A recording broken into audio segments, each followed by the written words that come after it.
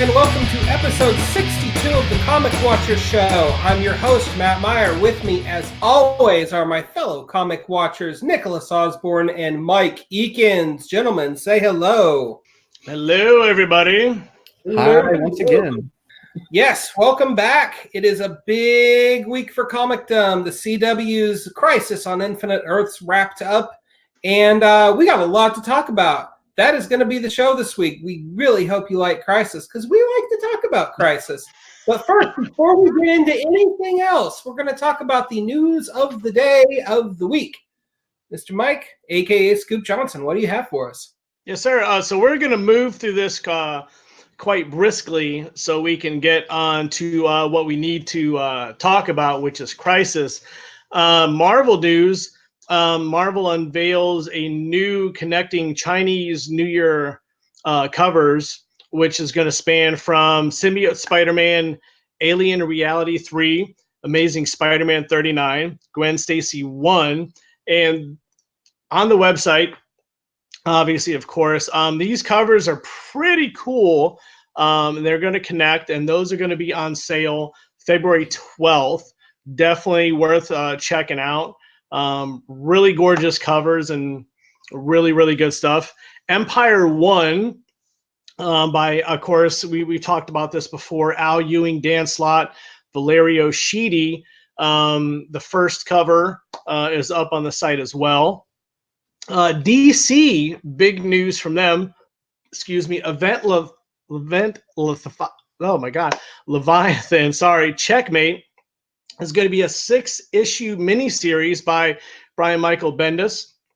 It's going to have the Green Arrow, The Question, Lois Lane, Talia al Ghul are going to be the last line of defense against Leviathan. But wait a second, there is a hero, if you will, in the shadows, not the shadows, that could be the difference, the make or break for what this series is, and could kind of direct what our heroes are going to do. That is going to be on sale April 22nd.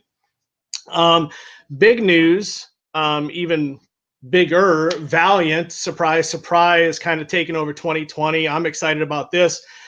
Kind of not sort of, but we'll talk about that later. Quantum and Woody design team, Eric Henderson and Woody Henderson, are going to be on a signing tour to promote the book Quantum and Woody. As a Valiant fan from pretty much my teenage years, if our watchers, readers aren't familiar with Quantum and Woody, I highly suggest checking it out. Really good stuff coming from Valiant. This company is not new by any stretch of the means, but really check out their stuff. And all their stuff that's coming out in 2020 is just really good. Really quick shout out to Graham Crackers in Chicago and River North. Thanks for coming there when I'm not living there anymore and I decided to move back to Virginia Beach. Thanks, guys. Appreciate it. Anyway, moving on. Sneak peeks that are on the website as well. Marvel's Conan Serpent War, which we have talked about on the show. Getting more of the Conan and the Conan characters into Marvel is on the website as well. Boom, in conjunction with Lev Grossman, Magicians 4 is on the sneak peek as well. First look, Batman Pennyworth, Rip, #1. I think we already kind of touched on this on the show as well. And I think I mentioned that we haven't seen Clayface at all in King's run of Batman. And this kind of doesn't it kind of goes in, it kind of doesn't, but it's comics. No one really dies. Does Alfred really die? I don't know. But this is something to kind of keep an eye on, because I think you could really kind of induce your own, is Alfred really dead type deal. But this is definitely something worth to check out on the website as well. And something that is really cool for, once again, non-biased, of course. Amazing Spider-Man 39, Gwen Stacy variant by Pepe Larraz and Marte Gracia is absolutely stunning, absolutely gorgeous. Make sure you get on the website to check that out. That is the news. Unless, Matt, you want to talk a little bit about the week in Liefeld, sir. No, let's not talk about my epic Twitter fail. So let's so I do have another news segment or a news piece. Please, for sure. I mean, let's put this off. Not minutes before going into this episode, we dropped another article about Claremont and Anderson reuniting for a God Loves, Man Kills extended cut edition. Really? Yes. Oh, interesting. Very. So the Marvel's going to be kind of presenting that classic story in a new format. Issue 1 of 2 is going to be dropping soon. We don't have a release date right now. All we have is that it's coming in April. But they have a brand new cover that looks awesome. Going to be some new material, I guess, to this classic story. So definitely look out for that one. That's interesting. I'm sorry, do we have a ship date on that yet? All we have is in stores April. Okay, so, April. Cool. Sometime definitely. If you've never read X-Men God Loves, Man Kills, it is probably the best one and done X-Men story ever. If you never ever read another X-Men story, read the week in Liefeld has been kind of interesting, I have to say, that's from a personal perspective. So let this be a lesson to anybody. Before you shoot off at the mouth at somebody, get your facts right on the front side. So our brother, the Rob Father, who we all love, posted a picture of what I thought was a tweet from a professional in the industry named Corey Hampshire, who was saying that something like 15 out of 20 of his Marvel paychecks were late. So kind of curious to me. So the first thing I did was I jumped over on the Corey Hampshire's Twitter page, where I saw that the gentleman has not posted since 2016. And I said, and I quickly, just smart than I am, shot back at the Rob Father. It took me all of 15 seconds to verify that this guy hasn't tweeted anything since 2016. Next time you go and try to troll, make sure it's with something current and relevant. So, I'm feeling pretty big about myself because I shot my mouth off online like an asshole, and no sooner did that happen, and the Rob Father got back and said, "Did it also take you 15 seconds to realize that was a Facebook post, not a tweet?" And I have never gotten more likes on anything I was tagged on anything else on Twitter. So I've been suitably humbled. Rob was in the right. Stings a little bit, but I ate some crow. I apologize for clarity. And that is the week in Liefeld. So I mean, we all need to be humbled, and it's a lesson learned, and and to wrap up the week in Liefeld, I will kind of maybe promote Liefeld that he is drawing Savage Dragon 250, which in itself could be pretty rad. Wait, hold on. Now I'm a pretty I'm a decades deep Thin addict now. Now he's drawing the whole issue. He's drawing a pinup for it. What's going on? From what I have deduced as a Valiant follower of the Rob Father, I want to say, and I could be wrong, and fellow watchers, please submit comments if I'm wrong. I think he is just doing the cover. Okay. I don't think he is doing the whole book, so I would be very shocked by that. Right, absolutely, yeah. And like I said, I am a Valiant, no pun intended, follower. of the Rob Father. But I do believe he is just doing the cover. If I'm wrong, please someone tell me, excuse me, that I'm wrong. But I do believe he is just doing the cover of Savage Dragon 250. So it should be good. It should be good. We could be talking about Savage Dragon 250 on the Comics Washer show here. Who knows? Who knows? Who knows? But that is the news. That is the week in Liefeld. So I will turn it over to our most gracious host from the OK City, from the city that, you know, well, who knows? But Mr. Matt Mayer, sir. Yep, that's me. This week I'm your humbled host. Very humble. Indeed. So, CW's Crisis on Infinite Earths wrapped up this week after a month-long wait between chapters 3 and then 4 and 5. Worlds lived, worlds died. Most of those worlds lived again. Marv Wolfman showed up. Hey, everyone's on the same Earth now. Hey, listen. I shouldn't have to say this, but I'm going to say it anyway. Spoilers are on. It's impossible to talk about this thing without spoilers being on. So, you have not watched CW Crisis on Infinite Earths, consider yourself duly warned. I do not want death threats. This is a no death threat zone. So, at long last, the CW's iteration of Crisis on Infinite Earths has reached its conclusion. Now, in a lot of ways, they have been planting the seeds for this since Flash Season 1, when the Future newspaper showed up, dated 2024, and it said the Flash disappeared in the Crisis. Well, obviously, it is not 2024.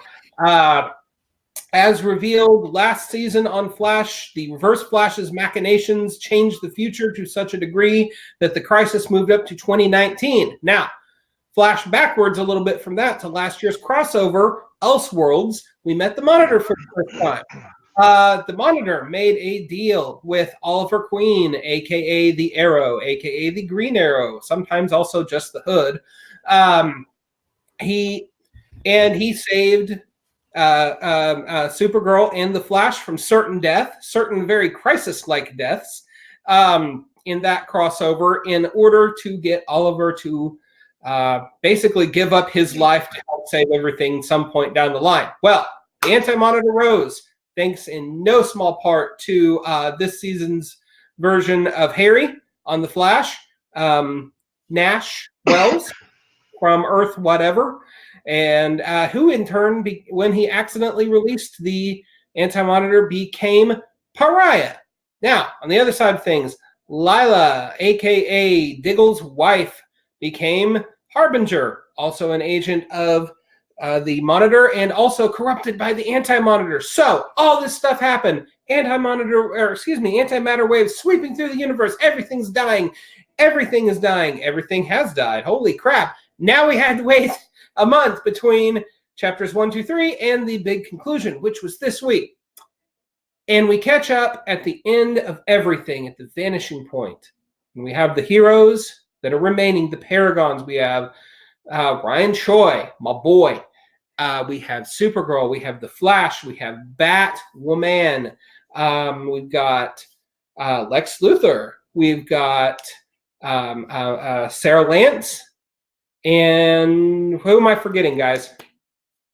Who did I leave off? Is that everyone? I think maybe it was everyone. I don't know. I was talking really fast, but so it goes. So we catch up to them, and it's go time, guys. We jumped right into the Speed Force. Oliver suddenly the Spectre. Wow! What are our first impressions right out of the gate with this thing? Holy crap! The cameos in this thing. Yes. Like, I mean, we'll get to the storytelling elements and definitely. Yeah. I mean, what initial thoughts as a fanboy, as lifetime comic readers, go? I was cheering. I was literally cheering and clapping by the time the last episode ended. Cool. Incredible. Mike?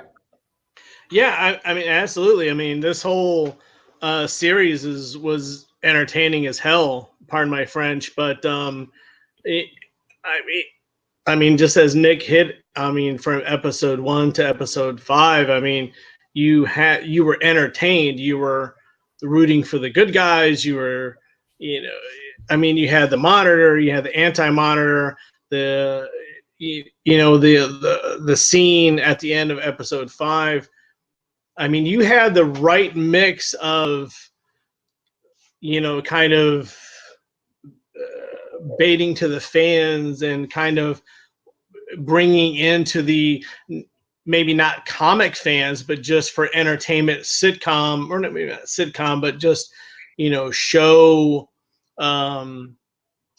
fans type stuff. But I mean, overall, this was what you wanted. This is what DC has, to me, shined since episode 1 of the Arrow, where Marvel has kind of waned. And Marvel can have the movies and the big box office numbers. We get it. We've been there. We get it. We've been to the theater. Sure, whatever. But DC has really shined on the shows, and this Crisis, these 5 episodes have really shown the love, the characters, the writing.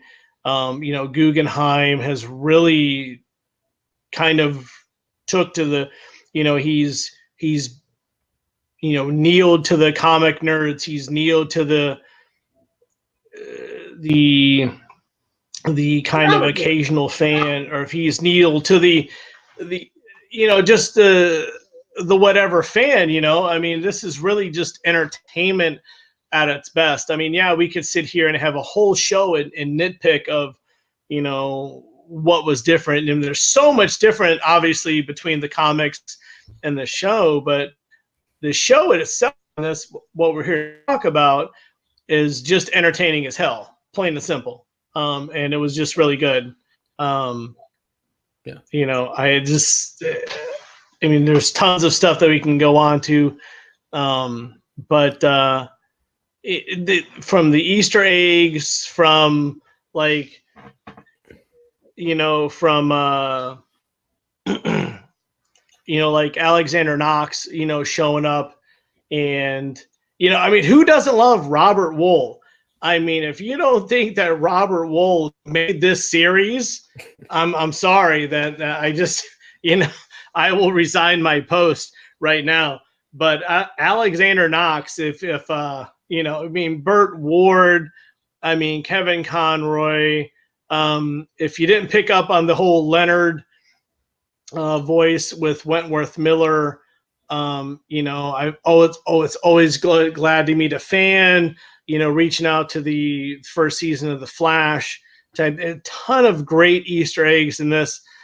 My thing is what I loved seeing the Spectre come through. And that's one of my questions, maybe save for later, is with Ollie being the Spectre, are we going to see him later? Obviously, we've already done the spoiler thing, but are we going to see him in later episodes of, the Arrowverse and stuff like that? I mean, of course, obviously any DC fan knows the Spectre, knows what the Spectre is about. Yeah, okay, Ollie's dead, but it's like, well, he's the Spectre now, so technically he's not really Ollie. So it's like, where is he going to pop up next? How is the Arrowverse going to kind of conform to him? How is the Arrowverse changed? Because it's like, that now that with the battle at the dawn of time, with the different multiverses that have kind of came to be, it's like, the different, now we just have Earth Prime. What multiverses survived? What multiverses didn't survive? That's the thing. Yeah, now we have, Flash Superman, Superwoman, Black Lightning, all of these they're on the same Earth, so it's like what do we, what do you do? Like, oh well, maybe this is a job for Flash. Oh well, stop, because well, you have Superman and Supergirl on the same Earth. They could just do everything and everything would be okay. You know what I'm saying? But it's one of those things where it's like, what did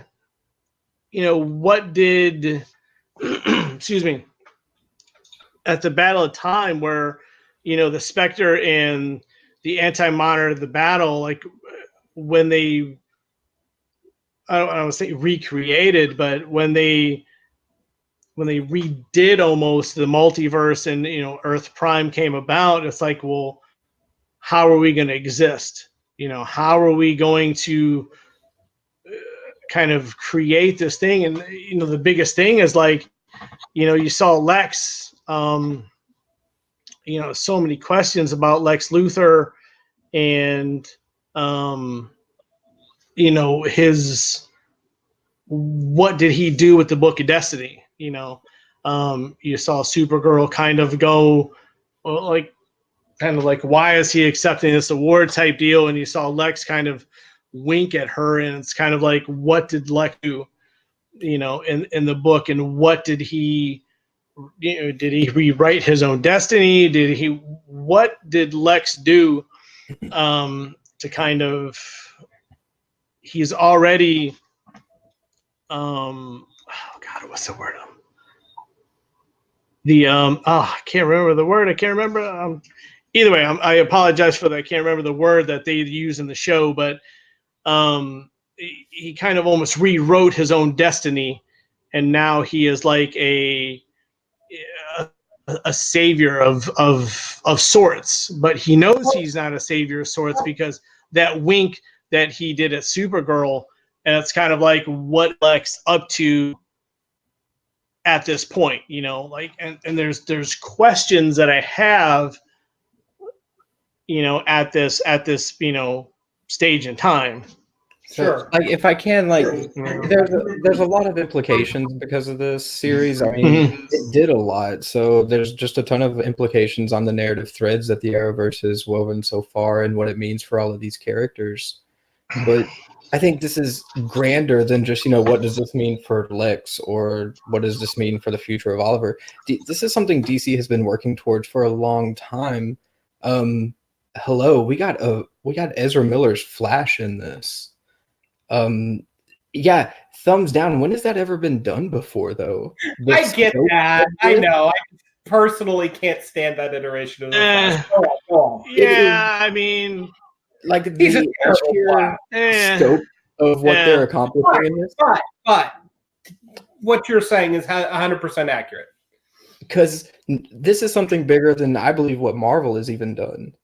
Because, yeah, if I have to sit through that silly time travel that went through, 10 years of their history, and we're exploring decades worth of DC history, not only in their TV shows, but in their movies, and also in their streaming apps, and in their comics too, because in this series that Guggenheim has already confirmed, there's a comic spin-off that you can find in Walmart that is in canon with this series and with this CW event that ties in the DC Comics New 52 series and a lot of that stuff going on.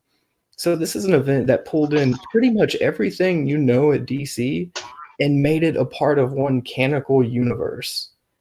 And to me, that scope and that execution is on a larger scale than even what Marvel and Feige have done with just their limited set of movies over 10 years. This is an undertaking that was massive. So yeah, you've got these shortcomings in the narrative developments and how it's structured and how certain parts are executed and what certain implications mean. But what this meant for DC was just insane. This is something they've been working towards. I think, go back to 2016, I think, with Rebirth #1, and you've got the pin. I'm starting to see things happening, and I've been making this connection for a little while. a few people have called me crazy. The DC Universe app drops, and it looks like they're bringing everything into one universe, and they're making these steps towards making sure that the audience knows that everything DC is doing is a part of this multiverse. And this is just them acknowledging all of those best theories that we've ever had as fans in the headcanon. This is them just having fun with it on film and letting us like engage with it in the way that we've always thought to or wanted to. And seeing the Flash, both Flashes like that, just kind of embodied that. But it didn't make a lick of sense in the story. I think we can all agree with that. But you aren't wrong. And I actually really like that perspective that you brought, that, you know, all of these various media and various incarnations all kind of threading together. It actually, if you want to get in deep with it a little bit, which I think we're heading that way anyway, it actually goes back to the concept of the metaverse from Doomsday Clock, which we talked about a couple episodes back. The idea that the whatever happens on Earth Prime has reverberations throughout the entire multiverse. And, you know, what's more meta than seeing this play out across different media? So, yeah, actually, Nick, I think that's a pretty brilliant observation. Like it's a trend for them, too. And it's something that you can kind of follow back and see the inner workings of DC work towards this. Yeah. And so it's almost that payoff that's the real brilliance of it. Sure. And I mean, you know, at the end of the day, like you guys were saying, or Mike, I think you said it. Where there were narrative shortcomings. Like there's things that don't make sense. I can definitely say that, you know, midway through, like the story as a whole, like especially in chapter 3, it really started to sag down narratively under the weight of all of its cameos. Like I mean, we could sit here and nitpick it to death, probably an entire episode if we wanted to. And we wouldn't necessarily be in the wrong to do so as impartial observers, but as fans, you know, like fans who love DC and love these characters and this universe. I just don't have it in me to sit here and not necessarily not say a bad word, but to cast this in a bad light. You know, this was so scary. And, you know, Mike, to use the analogy that you used for the MCU as a comparison, you know, which is a monumental achievement in and of itself. This is just something different. And I mean, some people want to say, you know, it's corny or whatever. It, you know, the CW shows this or that. But that, to me, is kind of a reflection of the differences between DC and Marvel. You know, Marvel's always really slick and really cool. It's cool to like Marvel. And then DC is kind of like the stodgy grandpa that takes 15 years to catch up. Or, you know, whatever. I mean that. I mean that in the best way possible. I mean, I'm talking also about public perception, but not necessarily actuality. But these, you know, there's an inherent perception that DC is less cool than Marvel, and maybe, you know what? Maybe they were having fun with that in this. I mean, Legends of Tomorrow certainly isn't shy about leaning into the inherent silliness. And by the way, that's my favorite Arrowverse show, bar none. Oh, absolutely. I mean, to have Legends fun. is so fun. So fun to get into. Like, and they you know, they brought the giant Bebo back. I can't not love that. Yes, I know. Right. You kind of, Matt, you kind of stole my thunder, because it was like I was hoping that you would kind of toss it back to me and I would talk about the giant Bebo that kind of, you know, took over the city.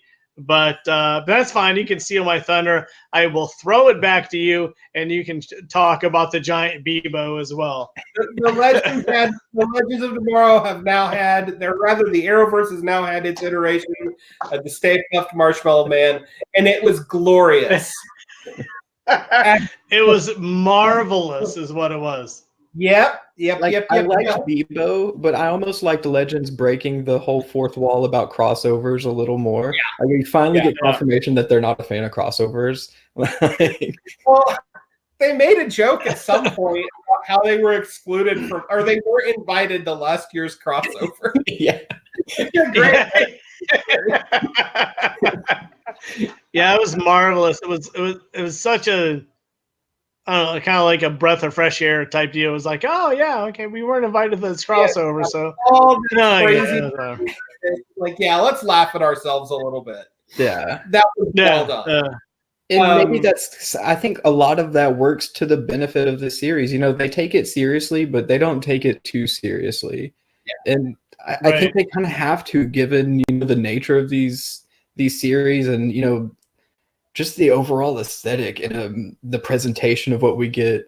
The CGI is probably not the best. And you know, I mean, for being honest, the CGI, the limitations of the CGI and the budget they're in for effects was pretty present. Yeah, but you know, especially like with the last episode, obviously with the anti-monitor and stuff like that. I mean, but you know, stuff like this, I think with, you know, the CGI, you're not, you know, looking for CGI to be like movie quality. You know what I mean? If you're ingrained into the Arrowverse, I mean, you know what to expect as far as like film quality and stuff like that. But they also understand. Yeah, I mean, for me, that like the tone of their series all works with the CGI. Like, they have a way of capturing the humor and this lightheartedness in a lot of their series, and capturing a tone that it almost alleviates some of the shortcomings in their CGI, because you're able to look past it because of the other aspects that these characters are bringing into it. The actors, their love of these characters just comes through almost in every scene. Oh, totally. Like, you get that a lot with Ollie, but it's with everybody. I think even the ones that don't get as much screen time, Ryan was just great. Like, really was like the standout. But that sort of thing helps sell the moments when the CGI is not the best. You still care about these characters. Absolutely. And I love that. Yeah, it's awesome. Yeah. I mean, and like you said, if at this point you're going to watch an Arrowverse show and complain about the CGI, I don't know what to tell you. Okay, it is what it is. Yeah, it's right. I mean, they're not gonna, like, you know, after 8. You know, I mean, Arrow's been on for what, almost 8 to 10 years.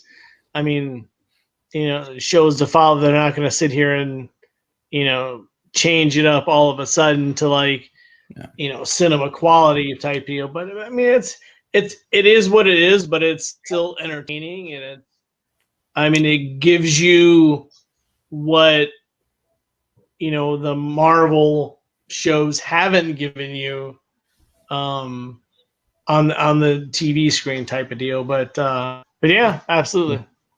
So, go ahead, Nick. No, I guess I have to play devil's advocate a little bit, because we have gushed over it. I think we're all pretty much in agreement that we had a great time watching it. Yeah, definitely. But there are these narrative issues that I guess we kind of have to think about. Like, as awesome as the Flash appearance was from Ezra Miller, it came at a time when the multiverse didn't exist.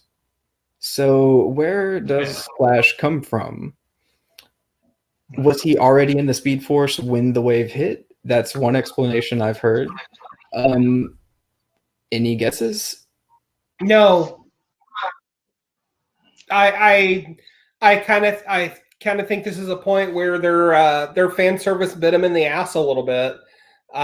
Just because absolutely, you know, they were so wrapped up with the idea of having this other Flash meet our Flash, and you know, codifying the DCEU, as I think it's called. I don't think they know what it's called anymore. And and just the coolness factor.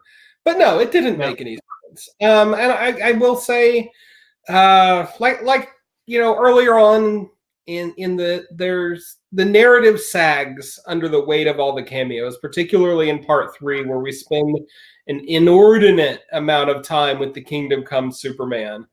That scene just went on and on and on forever. And it's actually part of a weird trend where now in 2 crossovers in a row, they've chosen to give Superman a pretty big spotlight, even though he's clearly the supporting character in these stories. He doesn't have his own show yet. But it's just, I don't know, it seems like an odd choice to take your spotlight off your main characters to such a degree. Like, I realize he's Superman, but in terms of this universe, he's not Superman as, we think of him. He's the guy. He's not at the center of everything. I mean, right now, our Trinity, so to speak, for the Arrowverse has been Green Arrow, Flash, and Supergirl. Well, Superman doesn't fit into that. Now, obviously, because we know Superman and Lois is getting picked up, so that role is going to expand, and then that's not even mentioning the round table at the end, which I don't want to get to yet because that's really awesome, and we're going to start all gushing again. But I think another few things, like Oliver as the Spectre. They didn't ever actually resolve the plot thread with the fact that his body is running around without a soul. Yeah. I mean, maybe they'll do that at some point, I guess. Yeah. But the whole reason they wind up in purgatory is to get his soul back in his body, and they never do that. So there's a murderous, crazy Oliver Queen running around right now, presumably, killing folk.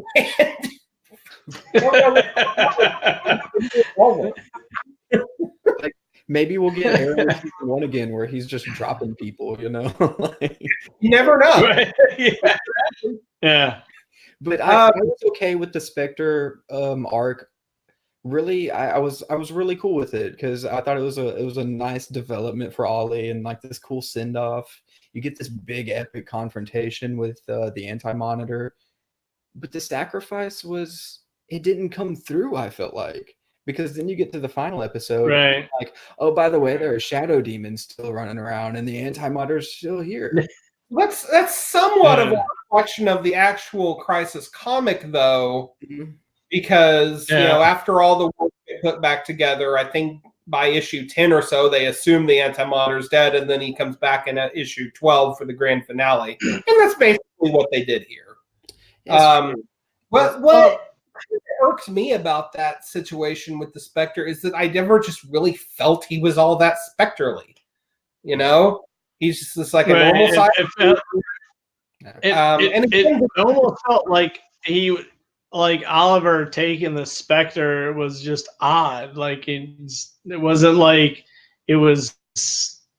I don't know, that whole scene was just odd. It almost felt forced. Like it was like, oh, I'm the Spectre.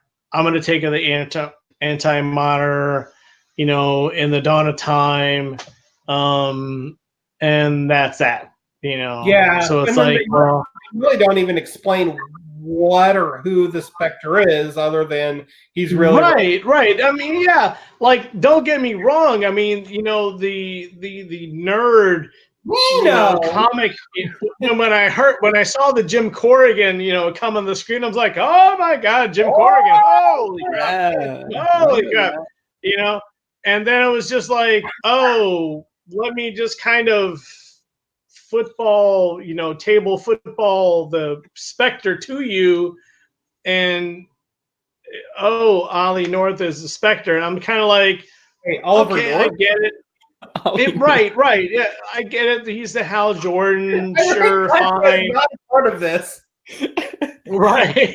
So I'm like, all right, we can do this, whatever. It's for TV. But it was just kind of like, okay, I want more for my Spectre. Definitely. Yeah. I paid, say $60 for Spectre. I'm getting $15 for Spectre. Not necessarily I want a refund for my Spectre. I just want more for my Spectre. Definitely. And I felt like, once again, going back to my original opening to the story, it was entertaining as hell.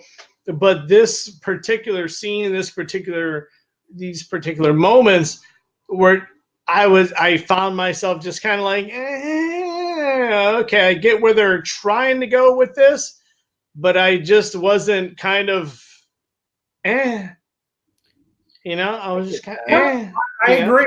I think if you wanted to really hone in on one thing that just fell short in this crossover, it was definitely the Spectre. Yeah. I mean, Which I think is interesting, because if you would have asked me before this month-long break, I would have said for sure it was the Paragons that were going to fall short of this. That whole the seventh of which was John Jones. Yeah. My bad, John. But see, I enjoyed the Paragons more than I enjoyed that, Ollie North being the Spectre and just kind of going to like Hardee's and ordering a number 2 with a large Diet Coke being the Spectre. Like I really thought the Paragons were going to fall short. It's vastly different than the comics. So I thought, what are we doing here? It kind of feels like a plot device. But then you get to the episode, I think it's part 4, when the actual rebirth happens. And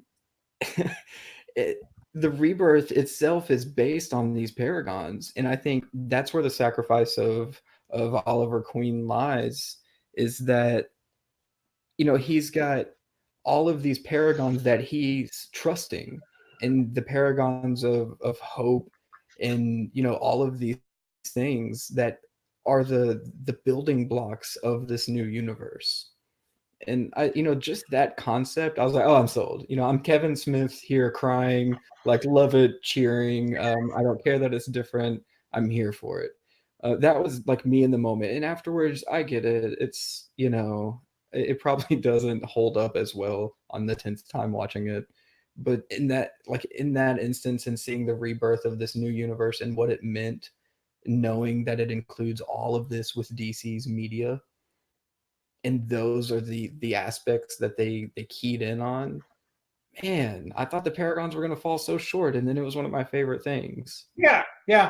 What somewhat contrived plot device did wind up working pretty well. Yeah. Well, and plus now, soil for future stories. We've got this setup where this select group of people knows, and only this select group of people knows what's happened. Mm-hmm. So Martian Manhunter's just walking around. Potential there, and one of them is Lex freaking Luthor. So that's not good. I think we'll see. And if I may interrupt here really quick. We have talked about every other character in this series except for Lex, and how Lex ended up, and what's in store for Lex. And what is his, and obviously if you read any, DC comics, Lex is always about Lex. He's going to be for Lex. And kind of what is his angle for the last episode, because the wink that he gave to Supergirl was marvelous. And I know in the Aikens household, we were kind of, me and the missus were kind of jumping up like, oh, what is Lex going to do, kind of type of deal. But we have yet to talk about Lex and what this whole situation has, kind of, what is Lex, what did he do with the book, and how has he kind of rewritten his Earth, because now he's on Earth Prime, And now he's like the Gandhi. Apparently, he's the Gandhi of Earth Prime type deal. So it's very interesting to see what Lex is going to do and what DC and what Guggenheim and the other writers are going to do with Lex. And John Cryer, on a side note, is just marvelous as Lex as well. Yeah, absolutely. Like one of the better parts I thought of the last Supergirl, or the last Supergirl season, but I think more so about what this means for Lex's future. I think a lot of this arc had to do with where we last saw Lex, because if I'm not mistaken, the last time we saw him, he was pretty much bleeding into the floor, dying. Oh, he did die. Yes. Yeah. That was it. So this was. You get this long crisis event to establish Lex to the point where he can wink at Supergirl. And that was the payoff of that, I thought, was awesome. Like so much. Yeah, it was almost like if I could interrupt, it was like ta-da, I'm back, Yeah, definitely. Oh, no, definitely. Well, and looking long term on Supergirl, what does this do to the Lena Luthor arc that's been percolating for the last season and a half now? Oh my god! Because if the world doesn't know that Lex Luthor is an evil bastard, that completely changes the dynamic between him and his sister. Yeah, absolutely it does. And maybe I am reading a little bit too much into it, but I've absolutely loved the way they've nurtured the Lena Luthor subplot over the last few seasons. So and especially seeing absolutely an adversarial role like overtly this year.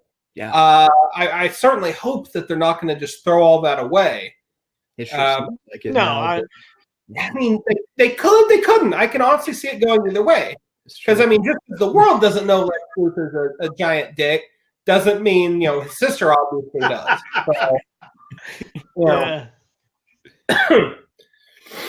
So, but yeah, I mean, going forward, I feel like the Flash. I hope the Flash is going to regain its more optimistic tone. It was super great in Chapter 5 to see Barry smiling and having fun with being a hero again. My God, that show should have been renamed The Mope this year. Trying to watch because he's just a sad sack every episode. But yeah, he had in his step, and I enjoyed it. Man, I would say Batwoman being the new kid on the block is probably going to be the least touched by this story. Yeah. She didn't really seem to have much of a status quo change other than the fact that she's operating publicly now and is associated with these brighter colored daytime heroes. So we'll see what happens there. Legends of Tomorrow appear to just going to be soldiering on as they always have, which is great. Just nothing different for them. Absolutely. I assume that Brian Choi, played by Ozark Chow, is joining the cast. Have you guys heard that at all? I honestly haven't looked. I looked before when I was kind of doing some news. I looked at around like news sites and stuff like that, but nothing that was kind of like based on actual reporting. It was just more of like fan reporting and kind of like fan sites and stuff like that, but nothing really source based. Well, we know Brandon Routh is leaving the show, or is being written out of the show. Take your pick. So, I mean, it kind of assumes to me that it'll go like in comics, and Ryan Choi will become the all-new Atom at some point. Why else would you have him in there if he's not going to become the Atom at some point? Right. I mean, and like the past couple episodes of Crisis, I mean, you almost kind of want to set him up for becoming the new Atom type deal. You know what I'm saying? So if Routh is not going to be the Atom, it's almost like a gradual kind of baton handoff type deal. Yeah, for sure. And then I can't believe we haven't talked about it, but Black Lightning.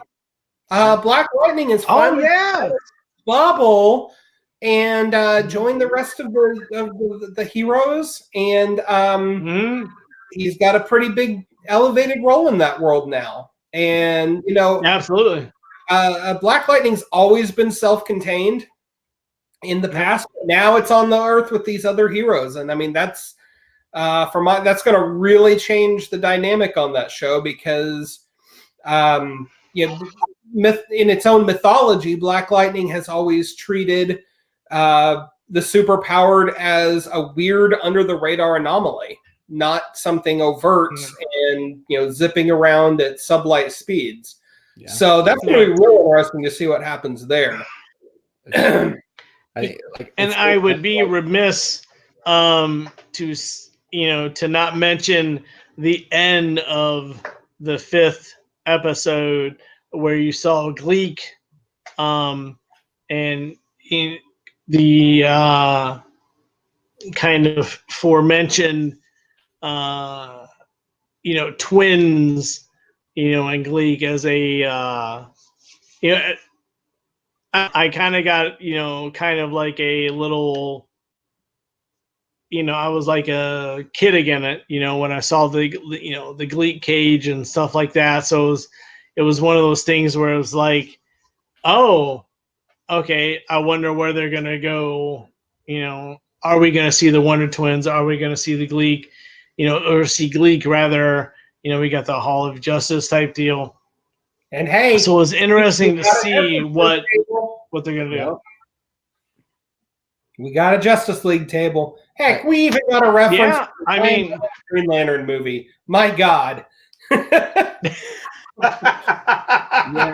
and that was like I thought that was almost a missed opportunity to set up the new HBO Max Green Lantern series that's coming out. Yeah, right. Like you could have tied that in, but any Green Lantern I'm here for. It's been so long since we've had Green Lantern. Just give it to me. I don't care. Yeah, definitely. It's so fun to guess like what's happening with these shows next, because it does kick off a whole new future. Oh yeah, and you say that, and I really think that is the number one benefit of this happening, is we get to be in the position where we don't know. Like what? Oh, our is Supergirl going to cameo on the Flash every other week? I mean, it could happen. It probably won't, but everyone's trajectory is different now. And that creates a level of excitement for and in these shows all across the board that I can't recall there ever having been a single unifying moment where all of these shows felt like must watch all at once. Nick, what's up? If I can take us back to the episode that we did on Crisis, the actual comic event, a couple of the main things that we really talked about were how the non-focused characters really took the spotlight, like the Blue Devil arc that you get, and like random characters like that who were mainstays at the time, who were just all in that book with tons of cameos and all these different arcs. But the real power of that story is what it did for DC Comics at the time, and what it set up going forward. And now come towards, fast forward to the CD event or CW event, and it almost does the same thing. We're here talking about all the awesome cameos of these mainstay characters of our time, and excited about what it did to the DC universe setting up moving forward. And it seems like they've really captured the heart of that event. They've changed a lot of narrative elements and structures of it, but man, they captured like what gets me excited about Crisis on Infinite Earths as a story. Definitely. They've captured that from comics into media, and they took that scope and they broadened it. So unreal. I mean, really, how they've done this. And you can nitpick it, but this is crazy stuff. If you nitpick it, you're missing the point. And I think on an entertainment level, this really appeases everyone's taste. I mean, I think even if you were on the edge of, comicdom, and you're like, well, we didn't have, this in the comics, we didn't have that in the comics. And then you have this other group, well, I don't really follow comics, but I follow TV. And you kind of, the series kind of brings them together because one, it's entertaining, and two, it kind of brings in the comic, nerds type of kind of deal to where you're almost ingrained into it. You know what I'm saying? Yeah, we get that Ollie is the Spectre and not Hal is the Spectre, but it's still entertaining. Yeah, it's not, page for page, but it's still entertaining.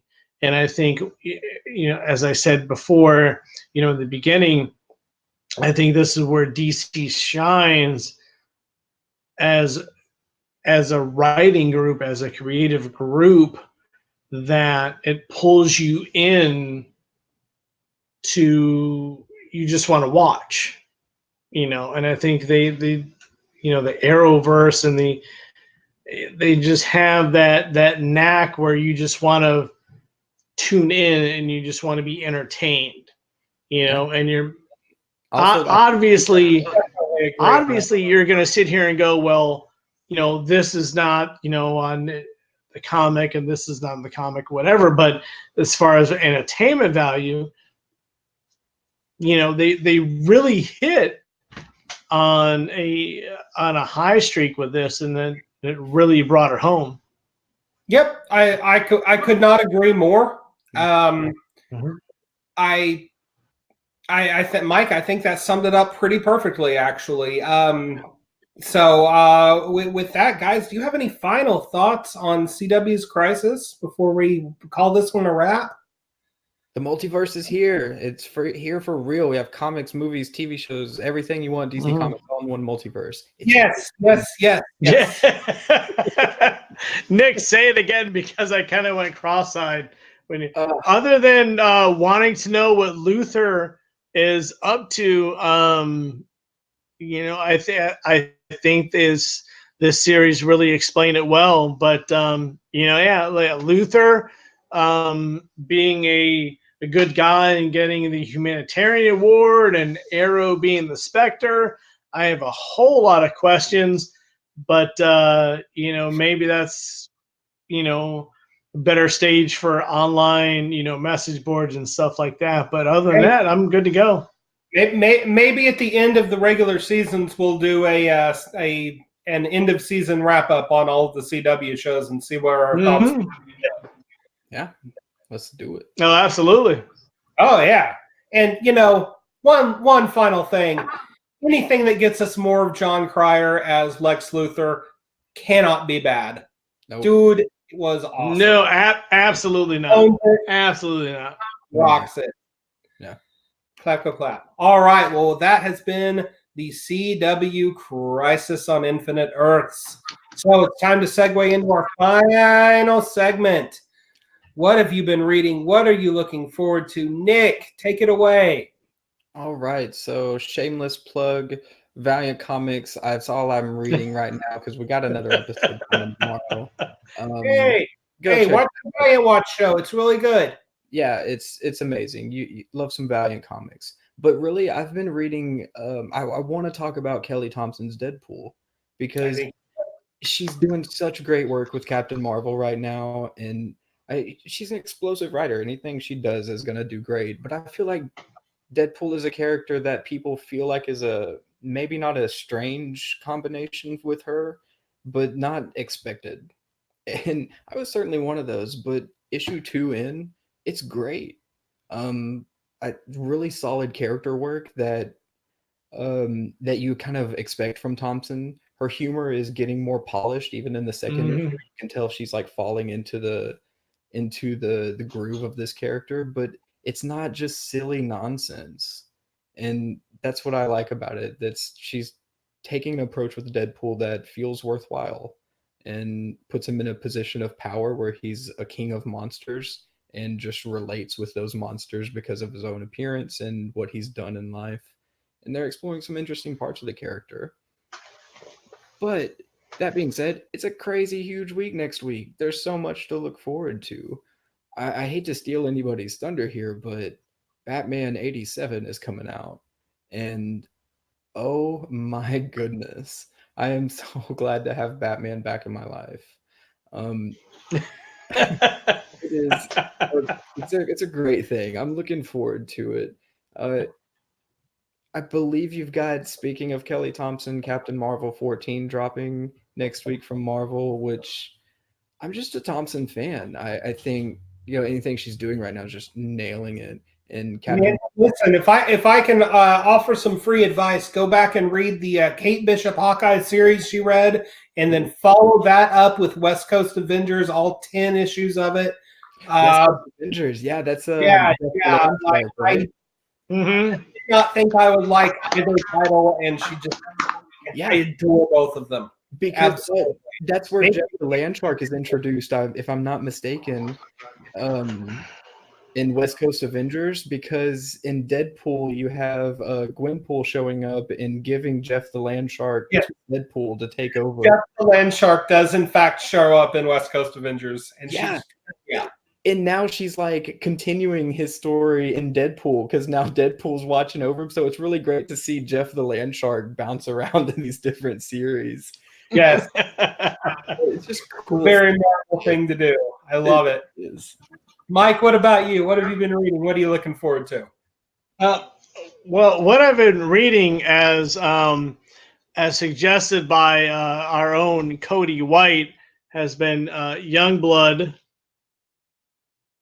So he mailed it specifically from the island. Been reading a lot of recommended that. Cody is a big Rob Father fan, so he's been coaching me on Youngblood Supreme and stuff like that. So for our fellow watchers, if you are looking for any Rob Liefeld owned titles, make sure you contact Cody White for any of your Rob Liefeld type stuff. Stuff that I've been looking forward to, obviously, as I have noted weekly on the show, is Count Crowley coming out. Count Crowley is 4. We're gonna finish the series. I am not looking forward to this series.